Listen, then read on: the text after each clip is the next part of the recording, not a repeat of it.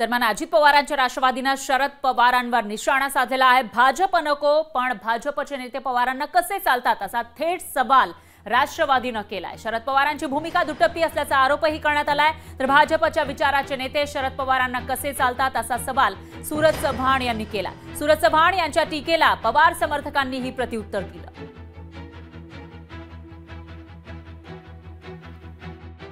आम्हाला भारतीय जनता पार्टी चालत नाही, पण भारतीय जनता पार्टीच्या विचारधारेत वाढलेली लोक चालतात अशा पद्धतीचं काम आज त्यांचं चालू आहे। खरं तरी तुम्ही जर तुमची वैचारिक विरोधक भारतीय जनता पार्टी असती तर भारतीय जनता पार्टीच्या पक्षातला एकही कार्यकर्ता तुम्ही सोबत घेतला नसता। सत्तेसाठी सर्व काही सोयीनुसार चालतं असं माझं त्या ट्विटमधून एकंदरीत सांगायचं होतं। आमच्या पक्षामध्ये लोक सामील होत असताना स्वाभाविकच काही लोकांच्या पोटात दुखत असेल, त्यांनी पोटदुखीवरचं औषध घ्यावं। मुळात राजकीय पक्ष एका विचाराला बांधलेला असतो आणि तो विचार सेवेचा असला पाहिजे। काही पक्षाचा विचार फक्त सत्तेचा आहे आणि अशा पक्षामध्ये मग फार काळ लोक थांबत नाही, त्यांचं भागलं की लोक निघून जातात।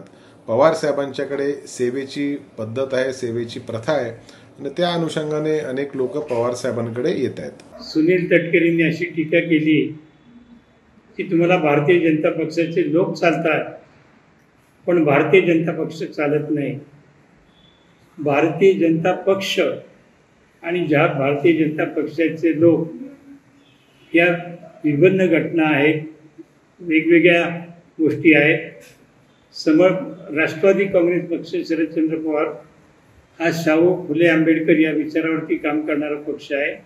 या पक्षामध्ये या विचारांची सहमत होऊन जे कोणी आमच्या पक्षामध्ये येत असतील त्यांना पक्षामध्ये घेणं यात काही गैर आहे असं मला काही वाटत नाही। लोकशाही मराठी ऐका, पहा, जागरूक रहा।